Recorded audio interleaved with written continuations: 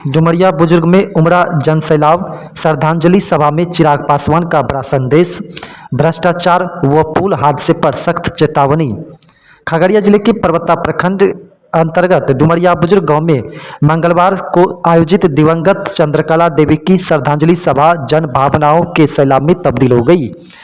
परबत्ता विधानसभा के प्रथम विधायक रहे त्रिवेणी कुमार की धर्मपत्नी व वर्तमान विधायक बाबूलाल शौर्य की दादी को श्रद्धांजलि देने पहुंचे केंद्रीय मंत्री चिराग पासवान का भव्य स्वागत हुआ।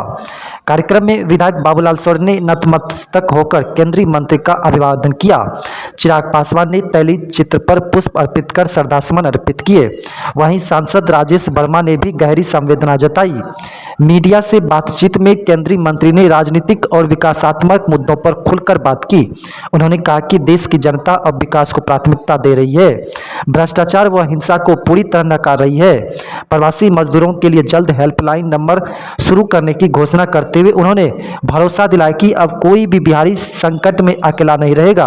वहीं अगवानी सुल्तानगंज पुल व विक्रमशिला सेतु जैसे हादसों पर कड़ा रुख अपनाते हुए उन्होंने चेतावनी दी है कि लापरवाही या भ्रष्टाचार के दोषियों को किसी भी कीमत पर बख्शा नहीं जाएगा। सभा में उमड़ी भारी भीड़ ने चंद्रकला देवी के प्रति लोगों ने गहरे सम्मान और भावनात्मक जुड़ाव को एक बार फिर साबित कर दिया। देखिए, बंगाल की जीत अपने में एक ऐतिहासिक जीत है और एक भ्रम जो फैलाया जा रहा था विपक्ष के द्वारा कि बंगाल का एक ऐसा किला है जिसको ध्वस्त नहीं किया जा सकता। और ऐसे में मेरे प्रधानमंत्री नरेंद्र मोदी जी के नेतृत्व का ये करिश्मा है और कहीं ना कहीं बंगाल की जनता ने जिस तरीके से डबल इंजन की सोच पर विश्वास रखते हुए, विकास पे विश्वास रखते हुए भ्रष्टाचार, हिंसा, भय को नकारने का काम किया, मैं मानता हूँ ये अपने में एक ऐतिहासिक बड़ी जीत है जिसने कहीं न कहीं 2029 के चुनाव का भी रूपरेखा तैयार करने का काम किया। विपक्ष में जिस तरीके से गठबंधन के भीतर ही दरारें देखने को मिलती हैं, बंगाल में ही इंडी अलायंस के लोग एक दूसरे के सामने, केरल में एक दूसरे के सामने, वहीं दूसरी तरफ हमारे एनडीए की एकजुटता और प्रधानमंत्री जी की सबका साथ सबका विकास की सोच, गृह मंत्री जी की रणनीति। और खुशी की बात यह है, पहली बार जिनके नेतृत्व में राष्ट्रीय अध्यक्ष के तौर पर चुनाव हो रहा था, नितिन नवीन जी, वो भी हमारे बिहार से, उनके नेतृत्व में पहला चुनाव और इतनी बड़ी जीत। मैं मानता हूँ कहीं ना कहीं अब विपक्ष समाप्ति की ओर है और देश की एक बहुत बड़ी आबादी प्रधानमंत्री जी के विकास की सोच के साथ अपने आप को जोड़कर विकास की राह पर चलने का कार्य करें। तो कहीं पर भी अगर ऐसी घटना होती है वो चिंता का विषय है। ऐसे में जो भी दोषी हैं, 2001 का बना हुआ संभवतः ये पुल है, ऐसे में निर्माण के वक्त किसी ने लापरवाही या भ्रष्टाचार किया या रख रखाव में कहीं पे लापरवाही बरती गई है, बख्शा कोई भी अधिकारी या कोई भी दोषी है उसको बख्शा नहीं जाएगा। दिल्ली में खगड़िया के युवक की हत्या कर दी गई, शर्मनाक, निंदनीय। गृह मंत्री जी से भी हमारी मुलाकात अभी 2 दिन पहले हुई, इस विषय को उनके समक्ष रखा।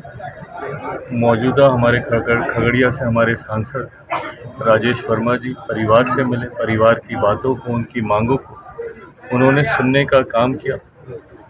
तुरंत जिस तरीके की मदद परिवार के लिए की जा सकती वो भी करने का काम किया और जो दोषी हैं जल्द से जल्द और कड़ी से कड़ी उन पर कार्रवाई हो, इस बात को भी न सिर्फ सांसद जी के द्वारा बल्कि जब हमारी केंद्रीय गृह मंत्री आदरणीय अमित शाह जी से मुलाकात हुई उसको भी हम लोगों ने वहाँ पे रखने का काम किया। कहीं ना कहीं ये चिंता का विषय है कि अगर बिहारी होने की वजह से अगर टारगेट किया जा रहा है दूसरे राज्यों में रह रहे बिहारियों को लेकर या दूसरे देशों में रह रहे बिहारियों को लेकर, क्योंकि एक बड़ी आबादी दूसरे राज्यों में, दूसरे देशों में बिहारियों की रह रही है।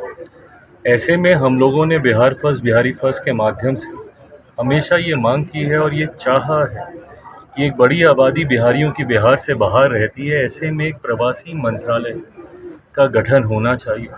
आने वाले दिनों में मुख्यमंत्री जी के साथ संवाद साध कर इस विषय को हम लोग और आगे लेकर जाने का प्रयास करेंगे, ताकि कभी ऐसी कोई अप्रिय घटना किसी भी बिहारी के साथ देश के किसी भी कोने में हो तो एक हेल्पलाइन नंबर हो, ताकि तुरंत उनको वो व्यवस्था मिले जिसकी वजह से जो कठिनाई उनके समक्ष आई है, जो विपरीत परिस्थितियां उत्पन्न हुई है, उसमें कहीं ना कहीं उनको आराम मिले।